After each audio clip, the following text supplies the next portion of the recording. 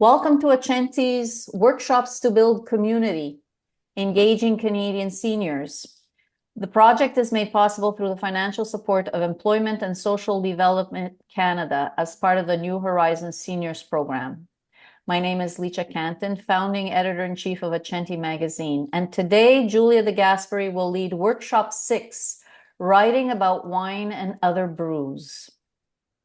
Many of you know Giulia already, but I'm going to introduce Giulia De Gasperi, who is a translator, editor, and nonfiction writer who focuses on issues of inclusivity and well-being. A member of the Writers' Union of Canada, Giulia is co-editor of the volumes A Literary Harvest, published forthcoming in 2024, People, Places, Passages, 2018, Comparative Literature for the New Century, 2018, and Writing Cultural Difference, 2015. So Giulia, welcome, and the microphone is yours. Thank you, Licia, for the introduction, and Maria Pia for all the technical help. And thanks everybody for being with me today, this afternoon.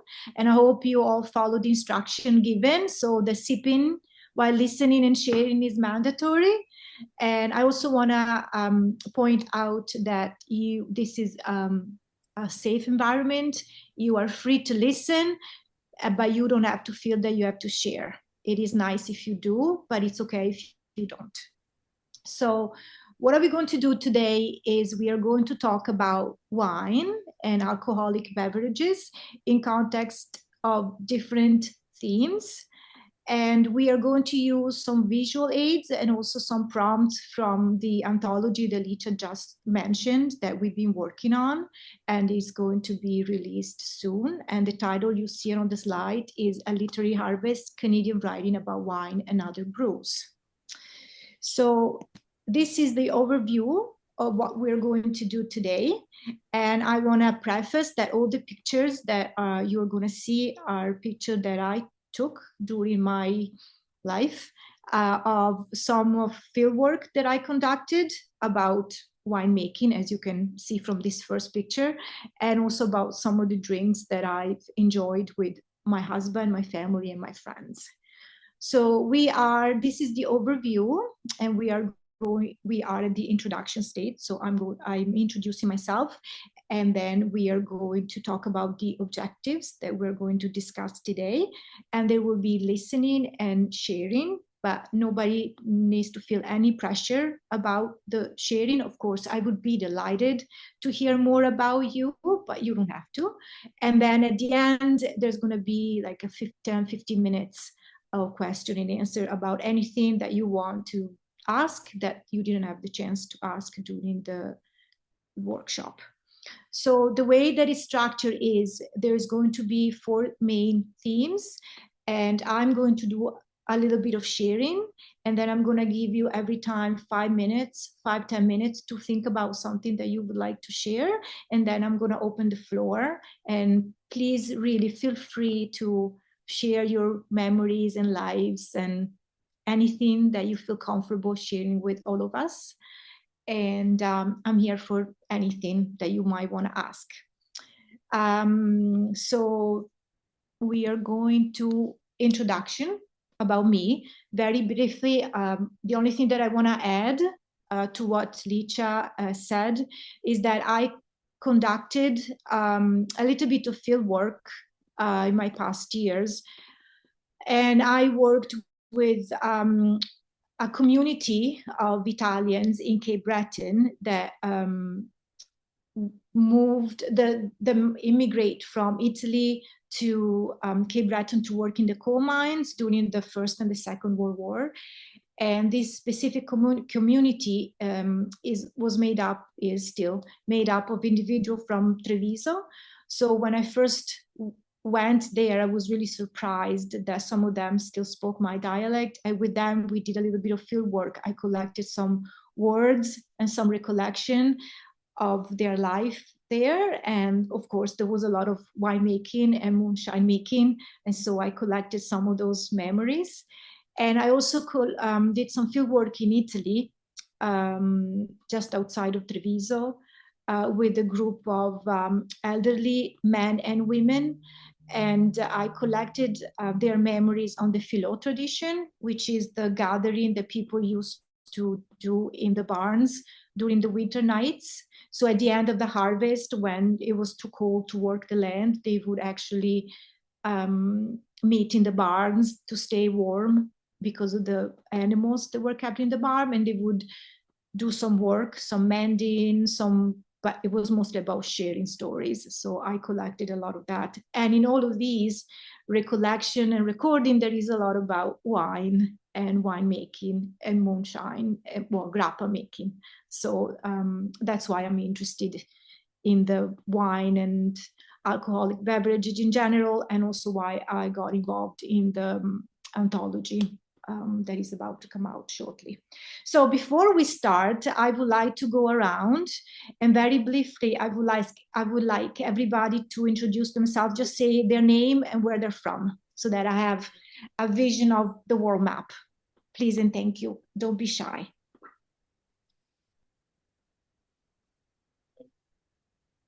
Like 5'10".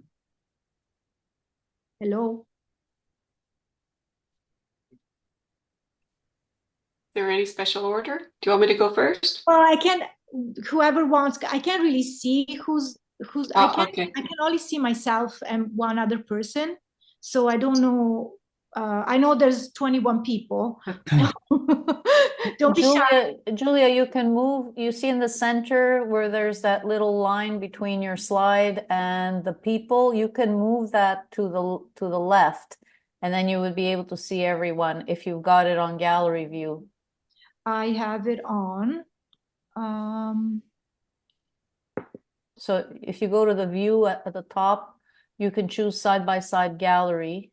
Actually, everyone can do that. And that way you just move that ruler thingy, and then you see your slide bigger or smaller and more people or fewer people. I can see some of you. Oh, there you go. They Sorry. have Aperol Spritz on the PowerPoint here right now. Yeah, it's the introduction. Okay, I'm sorry. Now it's just very busy. I apologize. Now I can see almost everybody. Okay, so here, I can see some names. I don't, because you are so many. So let's start with Catherine. Hi, I'm Catherine. I'm actually Julia's neighbor, and I live in Prince Edward Island, Canada. There you go. Let's see. Hi, Sonia. Hi. Do I give my introduction now or? Yeah, just where you're from, where you are. Okay. From. I'm back in Toronto. I was away teaching, but I'm currently in Toronto and sort of getting settled again. So happy to be here. Thank you, Sonia. Ciao, Cristina. Cristina Pepe, hi. Hi, I'm Christina. I'm tuning in from Vancouver, and salute. It's 9 o'clock in the morning for me. Hey, it's always teaching time somewhere. Okay, hi, Janet. Hello, I'm Janet, born in England, lived in North Bay, Canada for many years, married to an Italian, and I'll pass you over to Rita. Hi, Rita, North Bay. My parents were Italian. Okay, hi, Rita. I'm Jane from North Bay, and I'm interested in the wines. Of course. Hi. I miei genitori vieni da Abruzzi. Ok, benissimo. Grazie. There's one more. One more, sorry. Yeah, sorry. That's okay. Sylvia Tenosi, my dad was Italian. Okay. I'm in North Bay too. Okay, welcome. Thank you. Anna Maiolo. I'm Anna, and I'm from Montreal. I was born in Montreal. Okay. Thank you, Anna. Anna Romano. Hi.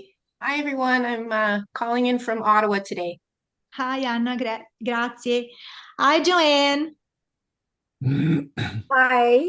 I live just outside Toronto in a little town called Meaford, Ontario. But I was originally born in Sicily, and when I was 7. Welcome, Joanne. Ciao, Anna Fornari. Hi, I'm calling from Montebelluna in the Veneto region of Italy. Ciao, grazie, benvenuta. Hi, Vina. Hi, I'm in Montreal. I'm a first-generation immigrant from India, And by the way, I find similarities in Indian and Italian cultures that they are really extremely exuberant cultures. Thank you, Vina. Hi, Silvia Marcolini. Hi, mi chiamo Silvia Marcolini, sono originaria di Verona, dell'Amarone e vivo a Montreal. Hey. I see my husband Tiber. Hi, Tiber. And okay. Ciao, Giulia. Ciao. Ciao. Ciao. So, where are you talking from? Dublin. Yeah, I'm just on campus, just getting ready to walk home. Okay, thank you for joining me. Yeah, love you. Love you. Okay, so I'm going to see the rest of you. I see Cassandra. Ciao, Cassandra. Ciao. So I'm also calling in from Montreal, and my family's from Molise, and I had the pleasure of working with Giulia recently. So thank you for excited being to be here. Yeah, me too. Then I see Dominic. Ciao, Dominic. Hello, Julia. Hello, everyone. I'm coming to you from the Toronto suburb of Montreal. Thank you for joining. My pleasure. Ciao, Darlene. Hi. It's good to see you. You're muted. Yeah. Sorry. Yeah. Darlene Madot from Toronto. I'm reluctantly abstinent because I'm preparing for the Camino. Okay. You Waldo. I mean, it's a big cause, so you are forgiven. There you go. Thank you for being here. Thank you. Hi, Rosanna Pancotto. Hi. Hi, I am in Winnipeg, and Italian Canadian, origine di Puglia, and I'm in the wine industry. So I am present wine, and I have actually an author from Italy coming in October. He is from Napoli, and so we're working together on a few books and with the Italian Chamber and UBC. So I thought this was interesting because he's also friends with Mark Millen, the Italian wine writer. He's going to be in Campania in October. So I thought this was an interesting summer for the book. So it's quite interesting. Thank you, Rosanna. Thank you. Then there is our tech support, Maria Pia. Hi. Hello. Hi. I'm a native of Calabria, but I live and work in Milan. Thank you, Maria Pia, for all your help. Then we have Rosetta. Hi, Rosetta. Ciao, sono Rosetta Rosati, sono a Pavia, adesso sono le 18:19, le 6:19 del pomeriggio e io sono reduce dalla Calabria, sono tornata un po' di giorni fa alla mia casa di vacanze in Calabria, perché sono calabrese, e adesso sono tornata qui dove c'è la mia residenza a Pavia. I have worked and lived in Montreal, and I consider that my second home. and I want to give you some particular concerning wine. This year, you have heard of Vinitaly, which which is in Rome, in Verona. This year, for the first time, it has been, it was just last week in Sibari, in Calabria. Okay. Because apparently Calabrian wine is really having, a lot of success. And this year, Verona has given, they were happy to give, the priority to Sibari in Calabria to do the exposition concerning wine. Oh, that's interesting. Thank you for sharing that with all of us. Thank you, and thank you for being here, Rosetta. And last but not least, of course, there's Licia. Hi, I'm Licia. I'm in Saint-Léonard, Quebec, suburb of Montreal.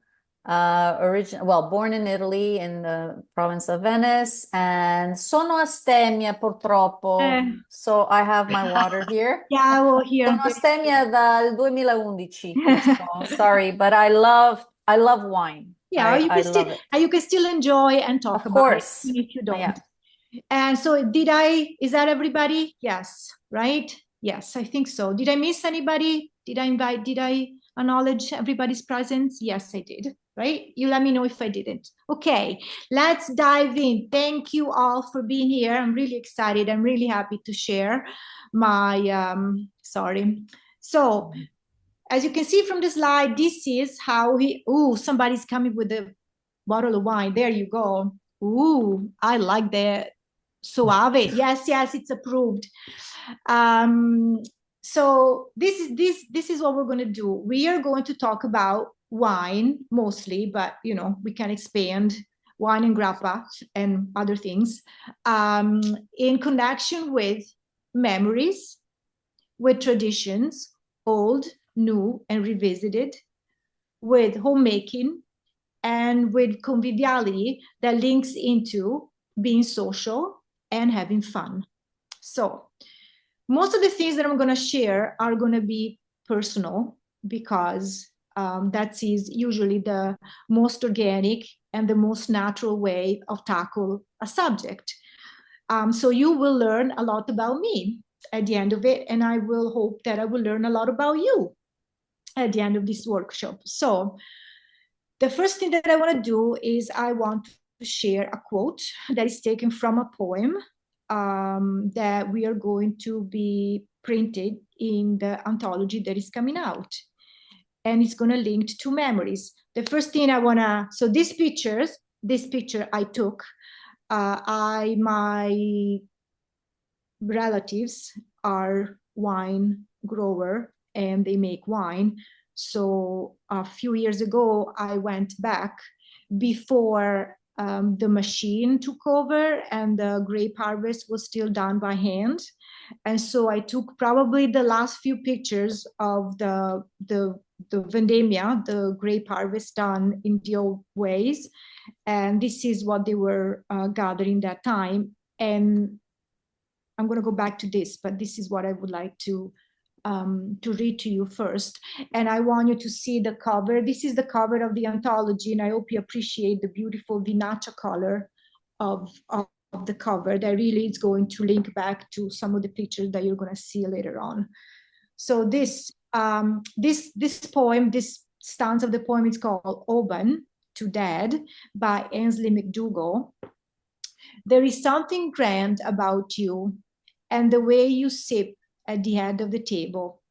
I am at home with you here, taking this peat-smoked malt into me, letting it seep through lips, teeth, and blood, like a broken dam between Scotland and us. Of course, as you can see, Ainsley McDougall is actually originally from Cape Breton, and so her connection is between the Gaelic-speaking community of Cape Breton and her dad and drinking dram. And this made me think of this picture because when I was growing up, this is the memory I'm going to share with you about winemaking and my family. I grew up in a house where my grandparents from my mother's side lived with us, and my elementary school was across a fence. So there was my house, there was the vineyards, and then there was a fence, and there was my elementary school. And during recess in the fall, when there was the grape harvesting happening and everybody would gather from all the relatives would come and help, I would be so excited because I felt important, because I would step outside my school in the yard and I could hear people that were harvesting grapes. They would talk, and I knew they were my people, they were my relatives, and I felt like, oh, my people are there and everybody can see that they are actually gathering harvest, they're going to make wine. And then, when you go through to recess, you get your little snack, and everybody was taking out their panino and their homemade sandwich or whatever they were having, and I would go to the fence and I would call my grandmother and I would say, Grandma, I am here, it's time. And she would come out of the vineyards where she would be picking grapes, and she would select the best grapes for me, and she would just hand them over the fence, and I would have the best snack ever.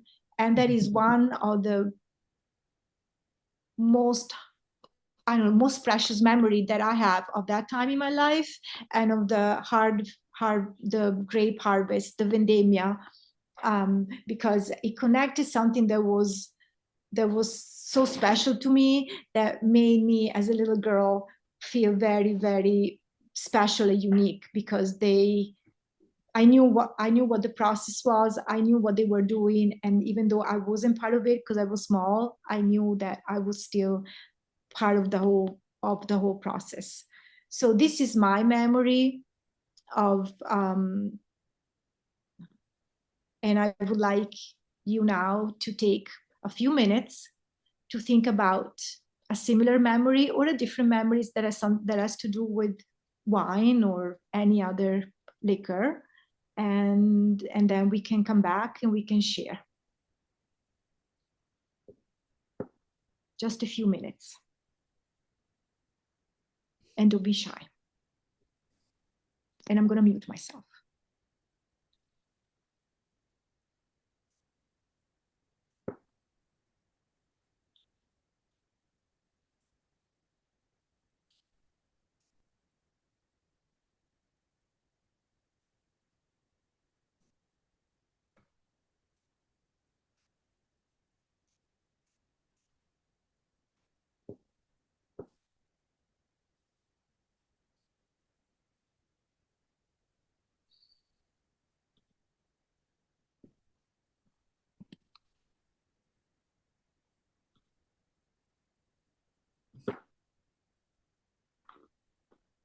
Oh no.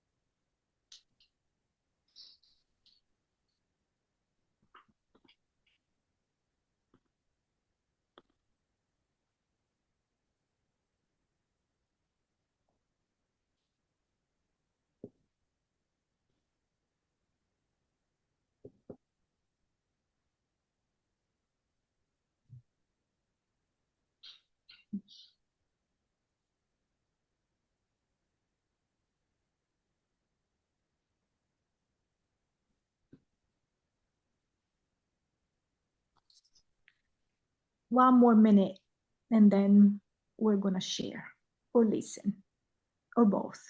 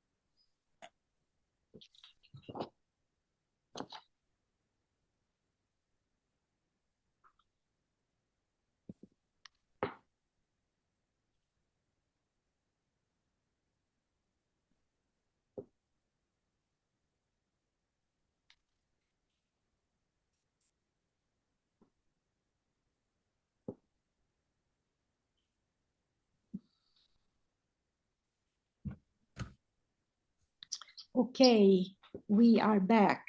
Oh, yes. The best combination ever, Sylvia. I agree. Okay, who would like to share a memory? Yes. Let's see, Christina, go ahead. So my memory is about our annual winemaking festivities, and Mama's main job was to take a big pot of the mosto, the wine must, and put it into a big pot and boil it down on the stove for hours and hours until it makes vino cotto, which is actually mosto cotto, but we call it vino cotto. And this would be used at Christmas on cartellate and to put on Muscitalia for Tutti Santi, November 1st, and to make mostaccioli, which are also called pupatil, and even to put on snow to make slushies. Ooh, I never had it like that. And the house would smell amazing when this was cooking. Oh, wow. Okay. Thank you for sharing that, Christina. That made me hungry also. I'm thirsty, but who else would you like to share? Okay. Joanne? Yeah. Yeah, I was just going to say we didn't drink a lot of wine in my household because my father had a little bit of an aversion to it because he apprenticed as a carpenter when he was a little boy. And it was his job to crawl into the barrels, the empty wine barrels at wine season or before wine season, and clean them out and scrape all the insides. And he remembered being so nauseous doing that job that he never was a big fan of wine. But my uncles all made wine. And we always got together with all the families, all their brothers and sisters, and it was a big family gathering always at Christmas and Easter.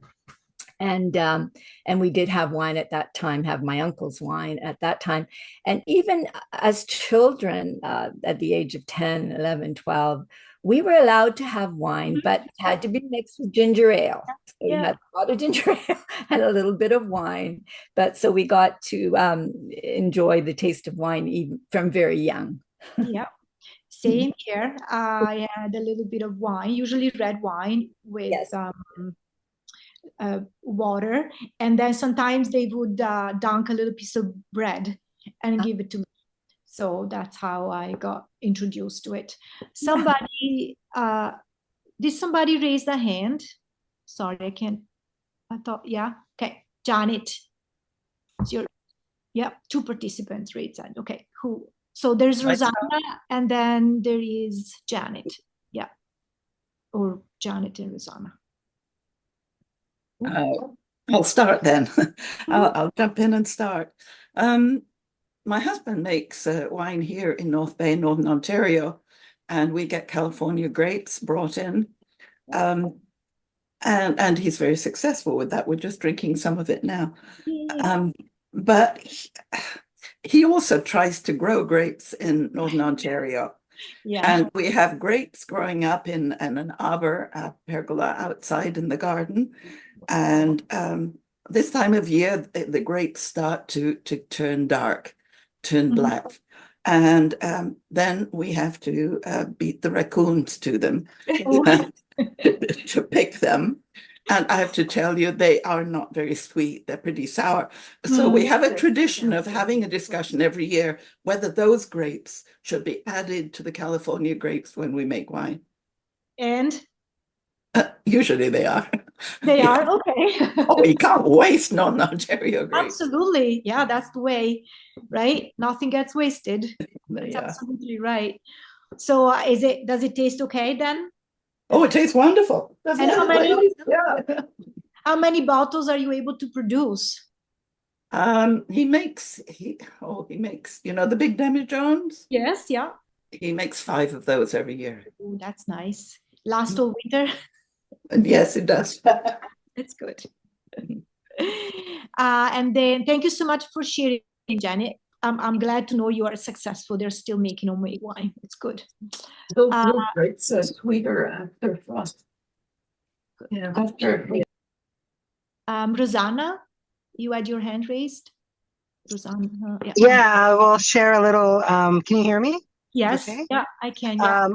I will will share just a tasting note, really, as one of the participants mentioned about trying wine with ginger ale, but it was really with peaches for me. Oh. So it's, I would say, I like to call it the pure sangria, where you just have a little bit of wine, and then my father would cut peaches into red wine, and we weren't drinking the wine, but we had it on the peaches, where we dunk the peaches in the wine. So I just wanted to share a memory of the tasting note of my first experience of having wine, but associated with peaches, which I believe is very accustomed in southern Italy, in the south of Italy more. I think so, yeah, because I never, for me, it was like water.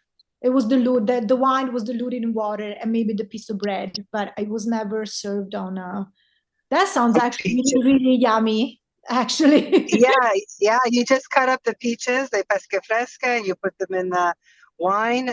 Typically, they would put it in the red wine. They would soak the peaches in the wine for a few minutes, and then you would eat the peaches and have the wine. So that was just a memory I wanted to share. And my dad used to do for me and my grandfather. Thank you for sharing that. That makes me want to go to the store and buy peaches now. I see Silvia Marcolini as a... Yes. Allora, can I speak Italian? Is it okay? I think so. Yeah. Italian or English or French or Spanish? How I mean, about you need to translate, like Yeah. you say, use both languages because not everyone here speaks Italian. I mean, you can Italian, but then you would have to repeat it in English so that everybody... I can say it in English directly. Okay. So, as I said, I am from Verona, born in Canada. My mom is Quebecoise and my father is Italian, classic. And but we moved to Italy when for a certain time when I was young, and my father, who was a journalist, had nothing to do with earth and ground, and when we bought the house on the Lake of Garda, he decided to grow wine, and it was very romantic idea of growing wine. So he said to Guido, the gardener, you make the wine, etc., etc., and Guido took a big basin, put all the grapes we cut, all the family, very romantic, very fun. We cut in the vineyard, and he put them in this bucket, and then he took off his sandals. Oops. So Guido was already, like old, and he had trampled in the garden all day. With those plastic sandals that we had when we were kids. The one that he took out the sandals and he got into the bucket to squeeze the grapes. And I said, I'm never gonna drink wine in my life. When I saw his feet, I said, no. I think that was mentioned a few times in some of the contribution in the anthology. Yes, Christine, yes. Thank you for sharing that. Did you overcome your... Yeah, there you go, see? Thank you for sharing that. And then Cassandra has her hand raised as well. Yeah, so I was thinking about peaches and wine, and then I wanted to share my story. I was so used to growing up having these peaches and wine, like the kids had it, everyone had it. And exactly, we never used to drink the wine. It was just to eat the soaked peaches. And so one weekend I woke up, it must have been like, I don't know, 9 or 10, and we had nothing for breakfast. I was a kid. We had nothing for breakfast, and I poured myself a glass of wine and cut the peaches and put them in because I had a craving for the peaches and wine. And when my parents woke up and saw me eating peaches and wine, at like 8 years old at 9 a.m., they got a little worried. But I was just like, I don't know. I didn't know I couldn't eat this anytime that I wanted to, because there was not the concept that it was like alcohol. It was only a specific kind. Yeah. The best breakfast ever, right? I know. Thank you for sharing that. Anybody else before we move on? Anybody feel they want to share a memory? No? Good? Okay. So we are going to move on to, oops, I'm sorry, I have to do this. There you go. So now we are going to move on to traditions. We're going to move on to traditions, old, new, and revisited. So the picture that you see there is of, does anybody know what that is? I'm sure everybody knows what that is. Anna Fornari, you nodded. What is it, Anna? Well, I mean, that's typical spritz. So we have that. It's kind of like happy hour around here. Everybody at 5 o'clock stops what they're doing and they go for a spritz.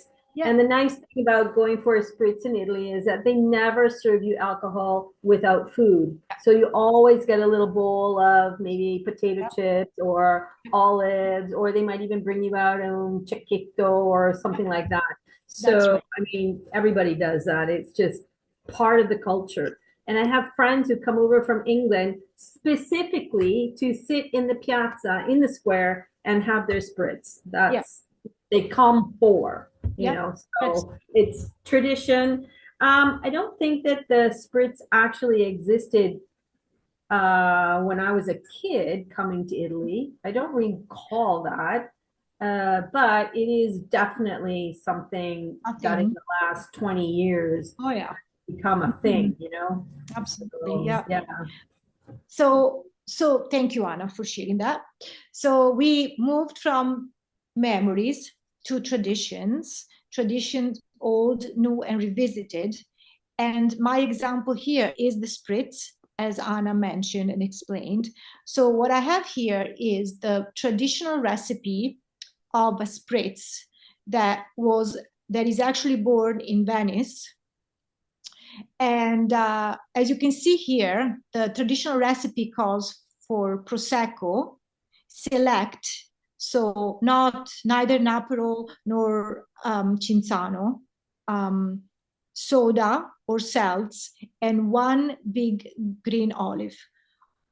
But of course, as soon as you leave Venice and you go to Treviso, you go to Asolo, you go to Verona, you go to Padova, all of these places have their different version of the spritz. So where I'm from, Treviso, is Prosecco, and then I usually take it with Aperol, and the ice and the soda, and then there's not always the green olive. I do like it with green olive. They tend to put it with a little slice of orange, as you see there. But when I first when I first left Italy, the second time I left Italy, which was almost 20 years ago, well, first of all, Prosecco wasn't as known as it is now where I live, which is on an island, which is a little remote and secluded sometimes. They definitely did not have Aperol. It was a very difficult thing to find.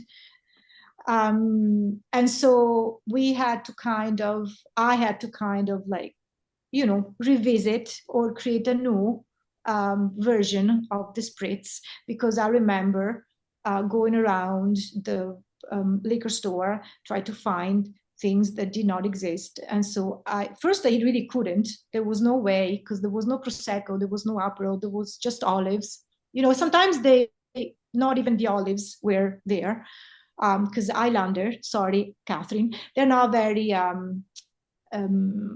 they don't really like to experiment different food. So usually green olives is not something that they're not very adventurous. There you go. So, so eventually, all these things they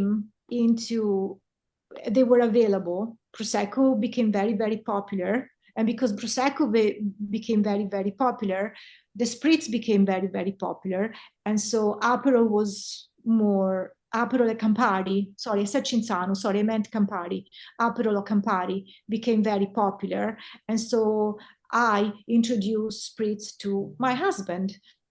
And so the picture actually is taken from the kitchen here in Summerside, where we used to have spritz before dinner. As Anna was saying, you have it before dinner. And so we couldn't go to a place here in Summerside to have it 20 years ago. And basically, maybe now we do. There's a place where I read it on the menu. It's available, but, they close at 6. So it's like, okay, I have to have it and then I have to come back to eat. So I might as well just have it at home. And so this is the way that we used to make it. But when I moved to, sometimes none of these ingredients were available. So what we did, we kind of like revisited. And so everywhere we went, we used what was there at that time. So for example, when I lived in North Carolina, they had beautiful pomegranates. So instead of putting a slice of orange, or olives, I would put pomegranate kernels in it, and it was delicious. Or I put blueberries where blueberries were in season, or instead of a normal orange, I put a blood orange. Or instead of gigantic olives, I put like Cerignola olives or Castelvetrano olives if they were available. So, and this is an example of something that can be of a revisitation or an innovation or an adaptation that actually rings true to most of the things that people from a country that go to another country have to do, because there is that nostalgic feeling towards something that you're used to have, that you grew up with, that is not available. So you either learn how to make it from scratch, or you kind of adapt to what you have available, or you combine the two, right? So if you can make wine, if you can make Prosecco, that's great. But, it's not, an easy grape to grow everywhere, as everybody knows. So this is my take on the spritz and on the idea that because I left Italy and because there were so many things where I landed that I couldn't have, or I couldn't find, or they were not easily available, I had to make them new or revisited or actually even reinvented. And so that's my take on the spritz.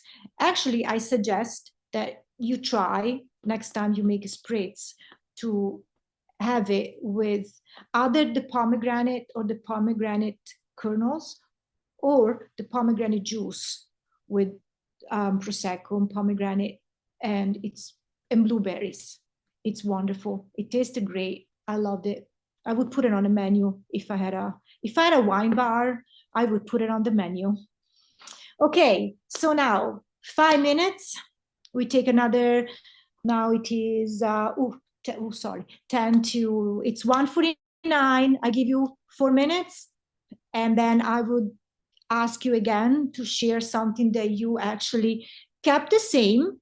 You can either share something that you absolutely were able to keep the same, something that you either created new, or something that you revisited that has to do, of course, with the drink or a grape or moonshine.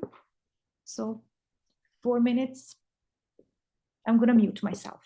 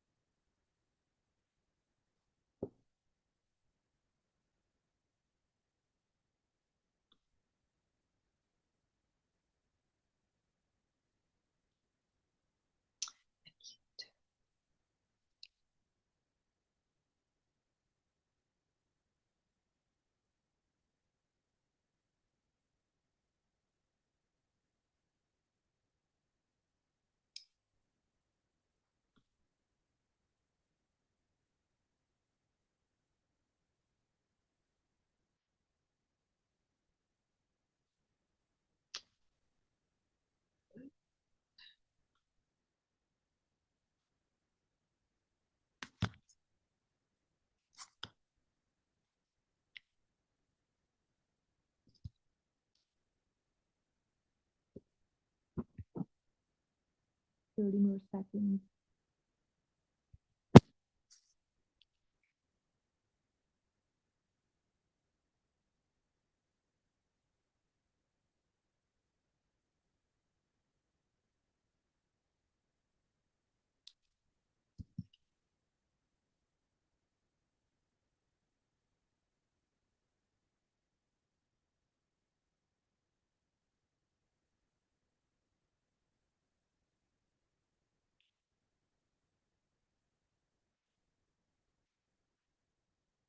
And we are back. Who would like to share or to ask questions or thoughts?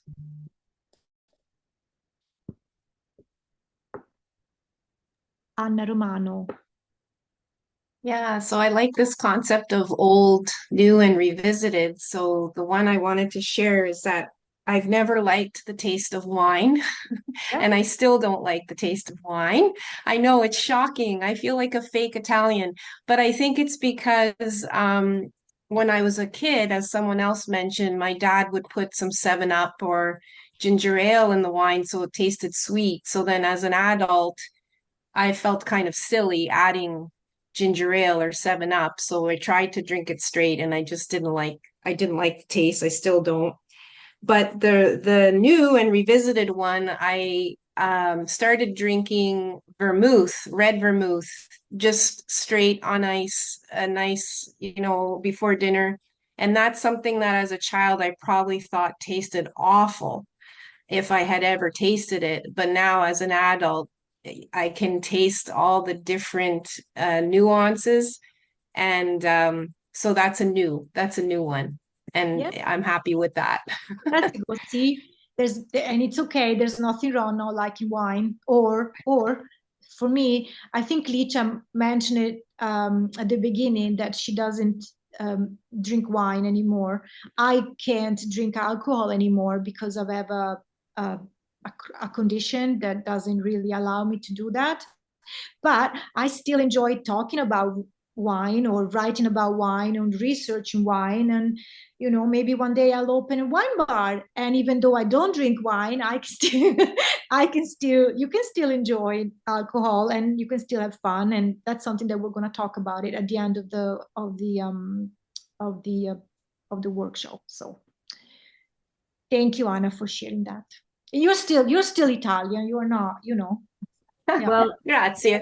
I just like to point out that even here in Italy, lots of people can't drink alcohol or don't like to drink alcohol, and so wherever you go now, they have un analcolico. You get a cocktail which has no liquor in and stuff like that, and it's becoming more and more common wherever you go. So it's not a big deal here. You don't have to be a wine drinker. And lots of people have diabetes or other things where, they can't. So it's just more and more popular to order something that is analcolico, right? So, but I'd like to also share that there's a new drink that they've come out with, and it's called the Ugo. It's with an H, but in Italian, they don't pronounce the H, obviously, the Ugo, which is again made with Prosecco and an elderflower liqueur, and then it's also got tonic water, lime, and mint, and that's taking the place now a little bit more of the actual spritz. Okay. So that's another drink you can order as well, and you can also get that analcolico. Any of these things you can get as an analcolico. You don't have to have it with the actual liquor in it. So yeah, that's kind of a fun one. In my opinion, a little sweet, but lots of people really like it. Do you know why it's called Ugo? No idea. No, maybe it is with an H. Okay. Even when you go and you can buy the bottle in some of the places, like here in Crocetta. I live at the foot of the Val d'Obbiadene Hills, so we have a lot of this kind of stuff, and all of the wineries will make their own Ugo or their own spritz, and they'll have it bottled, and you can just get it, and then you don't have to you don't have to measure everything out and make your own drink. You just, Already done. Yeah. it's already ready made. And the Ugo is with an H everywhere. I don't know why it's called that, but it actually didn't originate here. Okay, I was gonna ask. It originated in the Tyrol region in Okay. Austria. And it's just taken, it's become a little bit of a thing here now. So is it mostly in the north of Italy, or is it everywhere? But that I don't know, because I live here, so I don't really visit other places a lot. So yeah, I don't really know, but it is becoming a thing around here. And you can find it online, get the recipe. Yeah, thank you. I wrote it down. Thank you for sharing that. So I just want to say that I can see that there's 24 messages in the chat. I can't, for some reason, oh no, I can now. I couldn't before. Never mind. It's okay. I couldn't see them, but now I can. So I will read them. Thank you. Anybody else that would like to share? No, I wanted to say to Anna Romano that we are Italian revisited, see, but we're still Italian even if we don't. It's a progress, right? We are work in progress, so we change as we go. We adapt to our new circumstances, both geographical and physical. So, okay, who else would like to share? Old, new, or revisited? Don't be shy. Sorry, see if there's any hands over here. I have something to say, but it's not about wine, so I could wait. And I mean, it's not okay. about No, go ahead. Italian food and wine. But if somebody else wants to share first, I can go afterwards. No, go ahead. Go ahead. It doesn't have to be about wine. Yeah, go ahead, Veena. Okay, so I basically started giving Indian cooking classes at some point, Indian vegetarian, and it was really not that much of a choice. I came to Montreal. I was in the rest of Canada before that, and it was quite tough here getting work. And then I got fed up of, sending applications and not getting a response. So I said, no, what can I do? Oh, I can give Indian cooking classes. And surprisingly, there was an audience. And I actually started adapting a lot. So there's this thing called saag paneer, which some of you who've been to Indian restaurants might eat. So it's basically greens. It's greens cooked in a certain way, a vegetable dish made with greens. And I was like, oh, I'm going to use local greens, which are kale and betacard. Sorry, betacard is what in English I always call it betacard. This other Bietola. It's Swiss chard. Swiss chard, perfect. I don't know if it comes from Switzerland, by the way. So I started using those, and they're really super, like the taste, and they're local. So, it's nicer. And then I'm not fond of deep fried food. So I like samosas. Everyone likes samosas. And I said, you know what? Why not start baking them? So I started teaching these baked samosas, and people seemed okay with that as well, because the filling is very tasty. The chutney, what we serve with it is very tasty. Indian food, as I say, the spices do all the work for you. You add all these spices and they bring all the flavor. And the last most interesting thing I did was, so this butter chicken, everyone adores butter chicken. And I was like, okay, so the sauces are all vegetarian because I'm fully vegetarian. So I said, okay, we're going to make butter chicken sauce. I would write this and I would say something like chickpeas in butter chicken sauce, or mushrooms taste very good. Actually, mushrooms are the one food they say that imitates meat or whatever, feels a bit more like meat than other vegetables. Anyway, so or I'd say mushrooms in butter chicken sauce. And I put it once on a Indian, Montreal Indians or something. It's called a website. And somebody said, what the hell is that?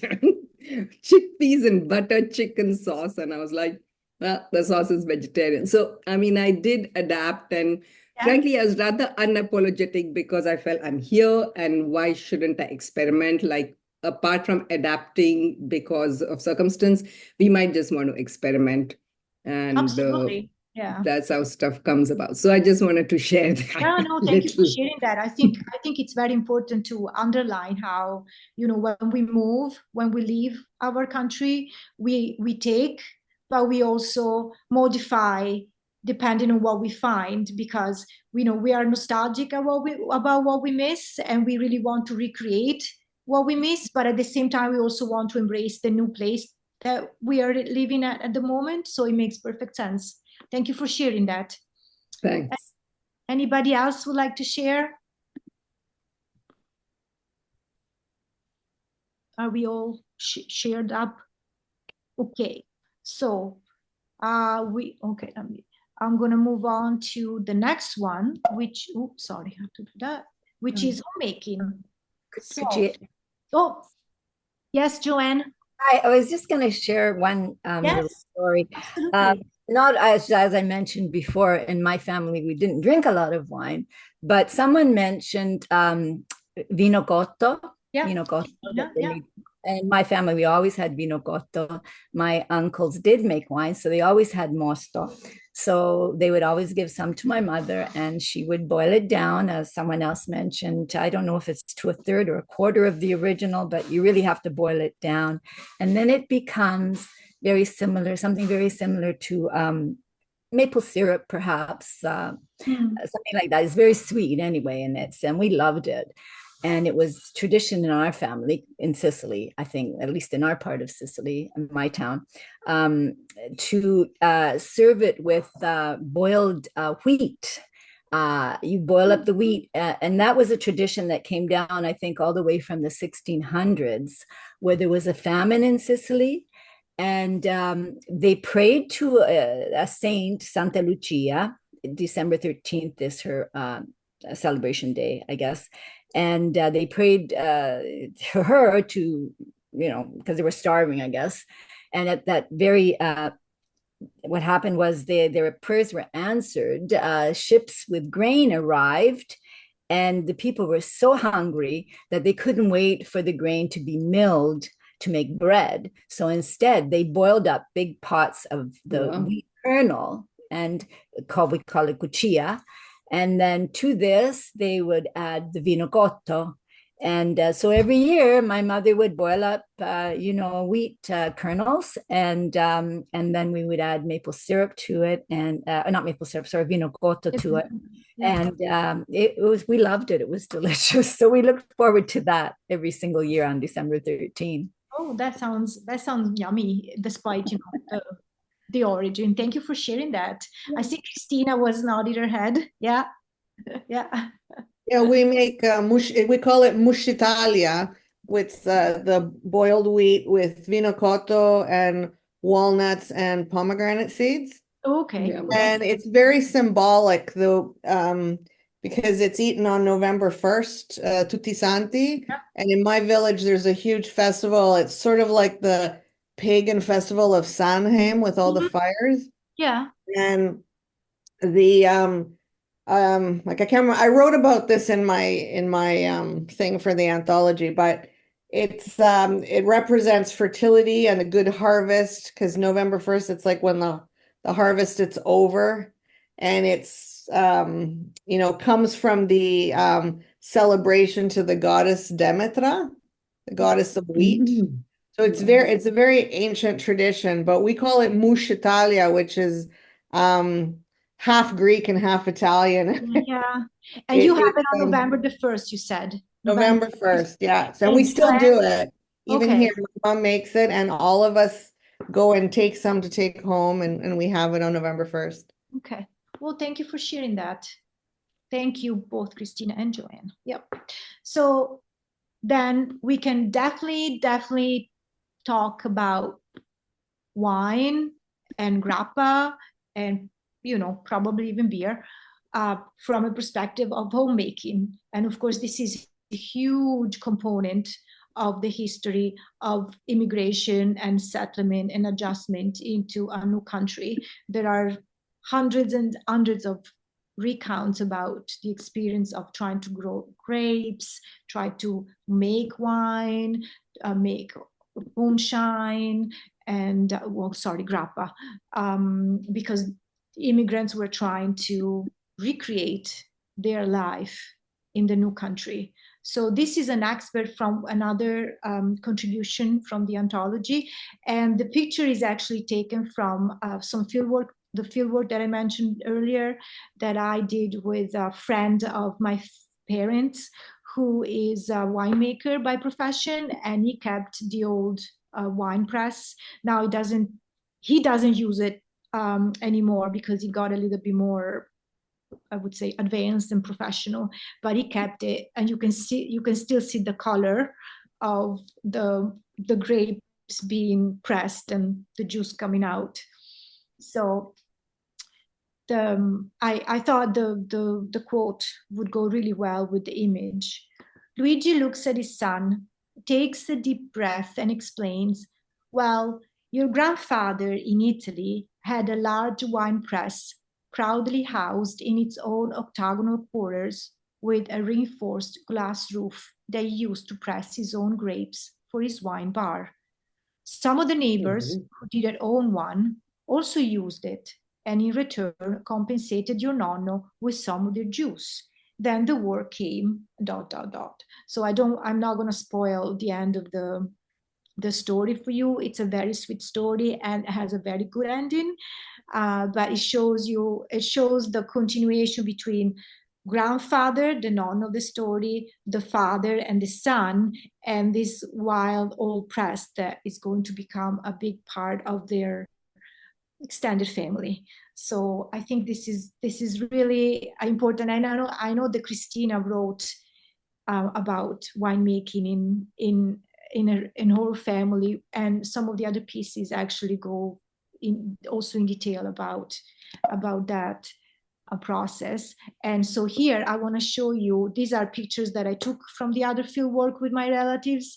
So the way that this was before, the one on the left is before the grapes were harvested. So somebody would walk the field and it would actually place one wooden case inside another, and they were put upside down. And then the first person that would walk in front of the tractor would disassemble them, put them on the side of the wine, and then a person would go and would cut, and then the person behind would pick them up and would put them on the cart. And then they would kind of like cleaned in the tractor. They had like a little machine that would kind of clean them a little bit. And then the picture that you see on the left, that actually on the right, sorry, that actually kind of remind of the cover of our forthcoming anthology. That is what is left when it's open and the grapes have been pressed. And it's called the vinaccia, the mosto, the vinaccia, that actually kind of is what is left over from the press of the grapes. So I never, so I did the grape harvest in the fields like that a few times, not as many as I would have liked, because unfortunately at that time, I was younger and I was a girl, and my relatives had a very strange attitude. Well, not strange, like old-fashioned, because I was a girl. What would I know? Why do I want to do the grape harvesting? So I wasn't kind of invited to do that. So I must have done it maybe one or twice, and then I could feel it wasn't really something they encouraged me to do. But I did assist to the process of the winemaking, and I remember when Joanne Catania was telling how it was disgusted with the scraping of the inside. I didn't share the picture, but during my field work, I did go up on the big barrel where the wine stands, and I understand why it's not a very neat job to do. The smell is really intense, and it's very overpowering, and I can see why it would turn some people off at that moment in the process.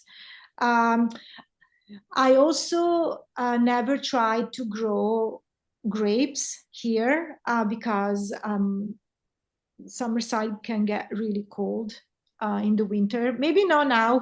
Climate change is a thing. It does exist, and we can feel it. And I never really tried to make moonshine either. So I'm going to give you again, 5 minutes. And I would love to share, to hear you sharing about your homemaking experience of anything. It could be wine, it could be moonshine. If you ever bought a kit to make beer, I would love to hear that too. Anything that has to do with alcohol. Oh, if you did, oh no, actually, one thing I did, sorry, I forgot to mention. My dad, we would make a sort of like alcohol, like a kind of like a infused alcohol beverage from pine cones. Have you ever heard of that? So you would go up in the Alps and get the pine cones, and you would let them outside to like dry from the sun so that all the little bugs would come out. And then you would collect them. You would put them at the bottom of a jar. You would fill the jar with alcohol and sugar. Then you would put it on the windowsill and you would let the sun do its work. And every so many days, you would go flip it, flip it, flip it. And then it's done when all the sugar is dissolved. And then you just let it sit. And then you wait a few months and then you drink it. And it's great. I loved it. That's one thing that I remember doing with my dad. So I would love for you to take where we 2:50. I'm going to give you just 2 minutes this time because we have one more thing to talk about, and I know we're done shortly. So I'll give you until 2:15 to collect something to share, and then we'll share, and then we'll talk about the last aspect of drinking and conviviality, and then we'll be done. I'll let you to it.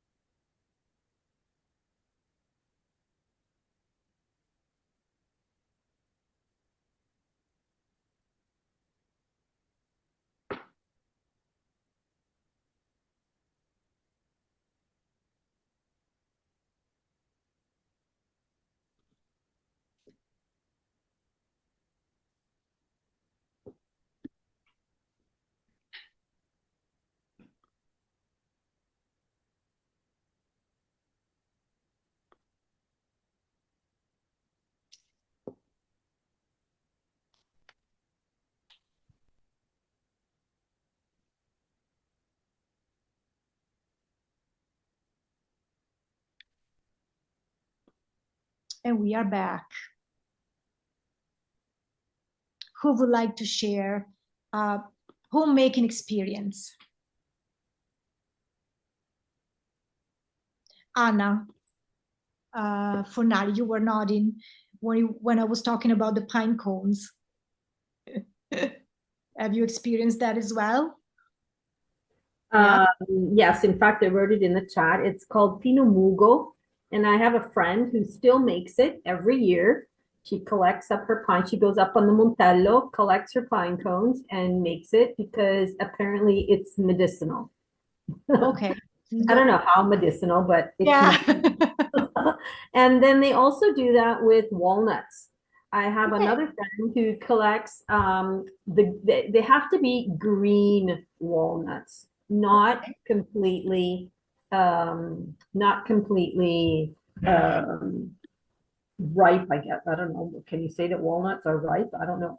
Anyway, and you have to get them while they're green, and then you have to put them in alcohol and let them seep for like, I don't know, 20 or 30 days. I can't remember exactly. She did explain it to me, but I've never really done it myself. But another one, and that comes out to be nocino. It's a liqueur. Okay. Yeah. So there's a couple of different liqueurs, but that Pinot Mugo, I have a bottle of it somewhere that my friend made for me.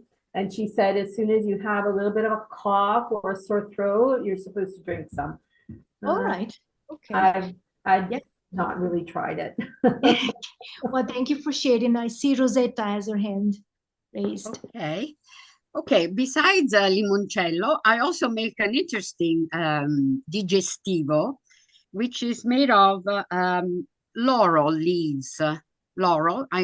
What you need is 40 laurel leaves, and I add 15 cloves, sono chiodi di garofano, cloves.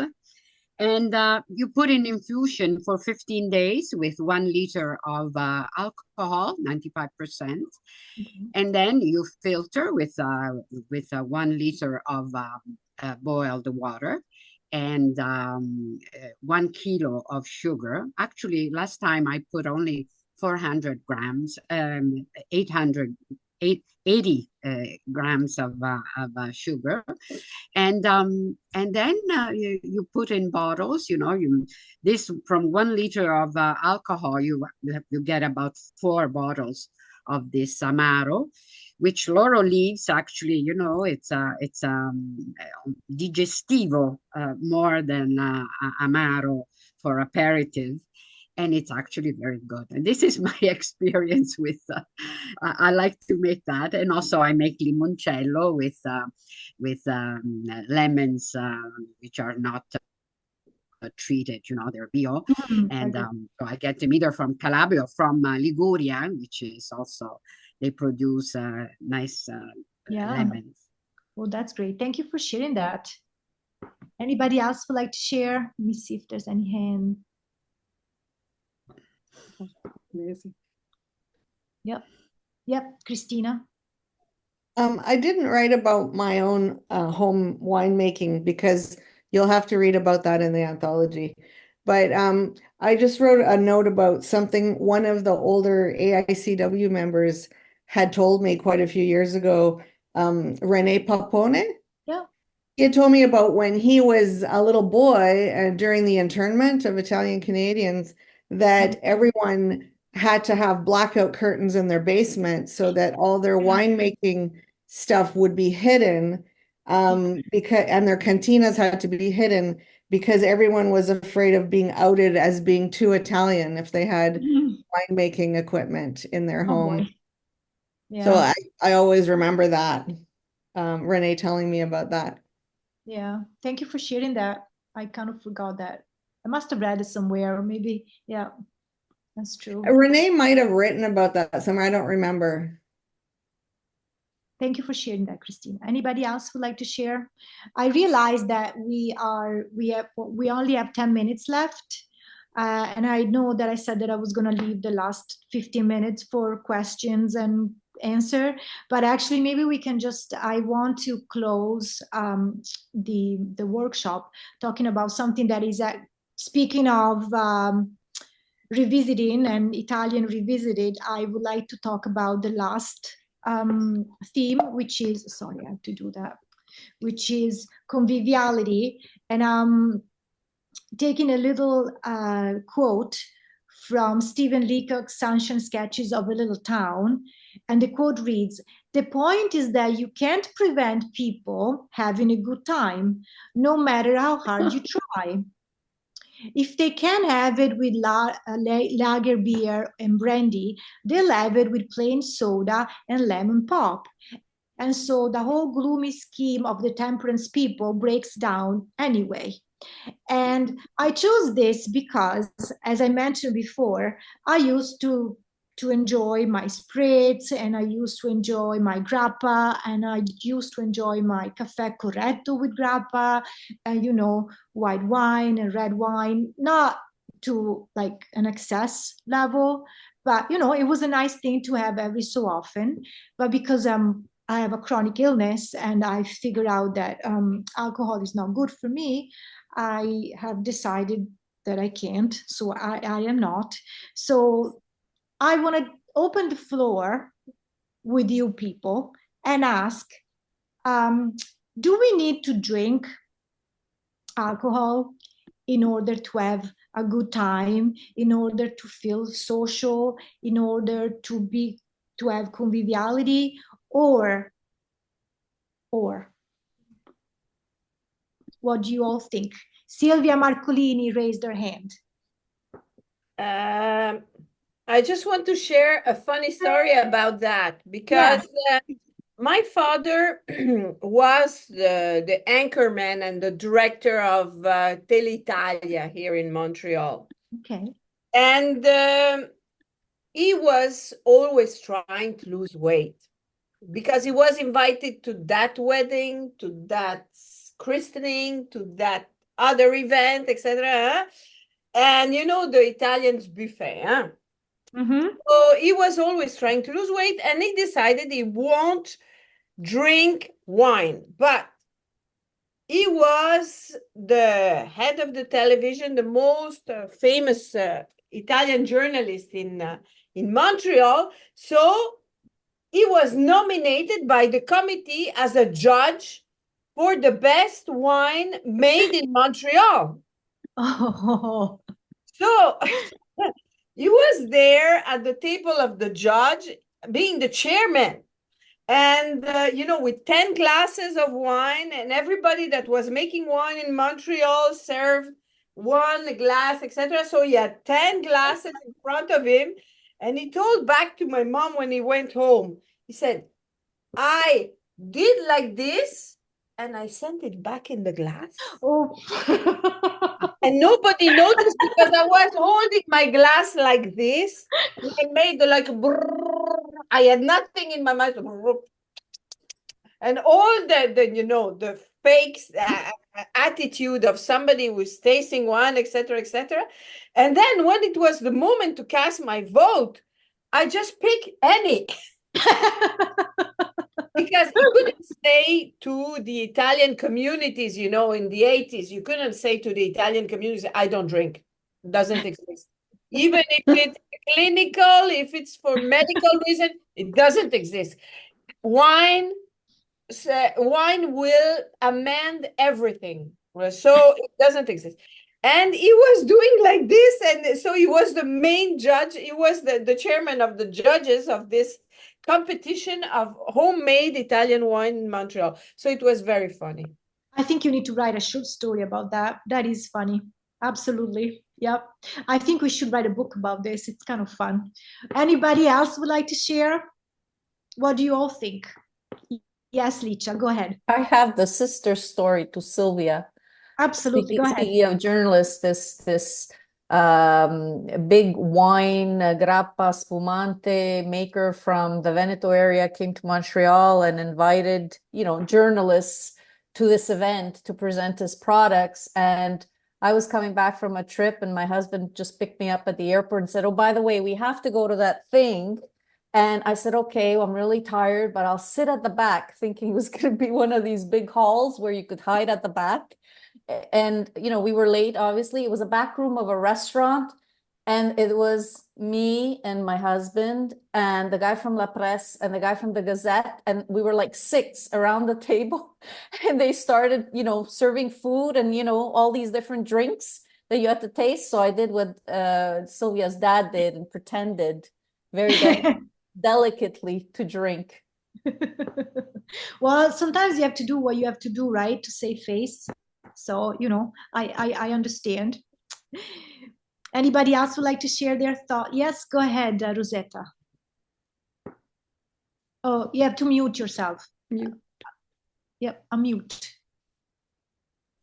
I don't think, Giulia, that it's necessary, you know, to drink if you're with people in a conviviality. I mean, even you could have a glass of non-alcoholic in your hand and still have fun, you know. Yeah. I remember one thing of my mother in her older age. When she would sit at the table, especially, you know, she was already in her 80s, and she would say, if it wouldn't be for this glass of wine, I would not have any appetite. so you know, I wouldn't like to eat if I didn't have you know, this glass of wine. So maybe, you know, it was for people it's important to have to drink, but for others, I mean, they could you know, it's really not necessary. You could enjoy a meal if you know that if you drink alcohol, it's not good for you. I mean, you could still enjoy your food and not miss it. Yeah, I agree. Yeah. Anybody else would like to share their thoughts or anything at this point? We only have 3 minutes left. So, yeah. So I'm just going to say that I do like to have a glass of wine or a glass of Prosecco, especially because I'm living here near Valdobbiadene, so Prosecco is kind of what we have. But because, of course, we all, when we get to a certain age, kind of have, health problems or whatever, I can only have a glass of wine every once in a while. So I have made a pact with myself that I'm only ever going to drink a glass of good wine. I'm not going to settle for wine that's not absolutely good. It has to be something that is, very tasty and that's going to be good, and it'll be one glass on occasion, but it'll be good. Yeah. And around here, you can get good wine, bad wine. Like I wrote, my dad's wine was absolutely terrible. With his grapes from California, and I used to tell him, I said, Dad, come on, what are you doing? And he would just, well, I like to make it. I said, well, if you're going to make it good. Don't make it terrible. Make it good. Do you think they just wanted to do it because of the process? What is the result? Oh, yeah, for sure. Right? It was the process and the fact that it was cultural and everybody at him out was making wine with grapes from California. Yeah. He did come up with one type, a red type, which was a Burgundy. So I said, okay, well, this one, we're going to label the bottles. And we came up with some nice name for it. We called it Old World Burgundy. And we put labels on it. It was fun. He really enjoyed that, but most of his wine was terrible. I'd just like to give you guys a fun fact. I'm a teacher and I work in the high schools here. And next week we start school. And up in Valdobbiadene, you can be sure for the first 2 weeks, half the classes will be empty. Why? Because they're doing the vendemmia. Yeah. Yeah. So everybody, all the kids, the high school kids are going to be out with their families, working, collecting. And we've started a bit early this year because it's been so hot. So you can be sure that next week, half the classes will be empty because everybody's out doing the vendemmia. Can I ask if, do they still do it by hand or are they introduced the machine? Well, it depends. If it's a small family run place, then they will do it by hand. There are still a lot of people who do it by hand, but a lot of the bigger places will have a machine now. They have a kind of a big tractor that goes down and it just kind of sucks all the grapes off. Yeah. Kind of weird to see, but most of them. But the smaller ones, or in the areas where it's hard to get those machines, like in Valdobbiadene, everything's on the hill. So there's a lot of areas there where they still have to do it by hand.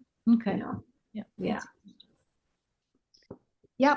Can I add a quick word on the whole drinking wine or just food prohibitions? I came here around 32 years ago, and as I mentioned, I was vegetarian. I am vegetarian. Nobody ever said to me, what, you don't eat meat, what's wrong with you, etc. Because, well, they kind of had a different maybe religion or whatever. But I have friends, white Canadians who grew up here, and they're yoga teachers. They take yoga very seriously, so they don't eat meat either. And they get a lot of criticism and, snide remarks. So it's really expectations. Yeah. And I think the whole thing is to kind of explain in a nice way why you don't want to, and not sort of, I have, my in-laws are French Canadian and they eat meat. I do eat fish. They make fish for me, or I eat other stuff, and it all works out. But I don't reject what they do. They don't reject what I do. So I think it's more open now. People are more open to food choices, but I think community expectations, you have to manage the pressure, them. Especially I think when it comes to drinking, I think that there is a lot of pressure of being like, oh, we go out and have fun and get, to drink together. And if you don't, then there was an incident like last 2 weeks ago where we went out for dinner with a friend, and then we said, my husband said, Giulia's going to be by herself. I have to go back to work. But if you ever come to Summerside, you can come and visit her. And this person said to me, well, but then she doesn't drink. as if like, oh, I only come to see you if we can drink together. And I said, well, I can drink something else. So like I said, it's just the social component, that it's that really. So it was kind of, I didn't get upset. It kind of hurt my feeling a little bit, but then I was like, okay, well, my health is more important than that, right? If you don't understand that, then it's okay. Anyway, so we are at time. So cute. I want to share this. This is me having fun with a non-alcoholic drink. See? So you can. It's actually a lavender infused mocktail that I was actually very good, and I had fun and I had fun. So there you go. And then I am going to, we kind of did that. And this is my email in case you want to get in touch and ask about anything, or if you want to share your email so that we can stay in touch. And if you have any question, or if something was said that you didn't get that you want to ask, just write an email. And I just want to thank you for spending an hour and a half with me with all of us this afternoon, and for sharing. And it was wonderful. And I think we could write a book about it. So who knows? Maybe next project. I just wanted to point out to Rosetta that Anna Maiolo is asking for the recipe of the Laurel digestive. So you could, WhatsApp each other. And I think it's a great idea to get together and do this again in some way, in person, perhaps in Summerside when you open up your wine bar. Oh, yes, that would be absolutely. Great. Yes. And I want to say that Catherine McClellan, who's joining the group, is actually quite famous singer-songwriter from PEI, and she has already offered to come and entertain us. So she's going to sing for us. Yep. Right, Catherine? I'll be there. I can't wait. Yeah, there you go. So you are Okay. all invited to my bookshop / wine bar / high tea place. High tea, comedy too. So Comedy, anything. Artist in residence, writer in residence. Dominic wants to be your waiter. There you go. See, I already have all my staff lined up. There you go. Am I entertaining? So. Well, thank you so much, Giulia. Thank you. Thank you was all. a lot of fun. Yes, And I thank want to you. thank all the participants for joining us today.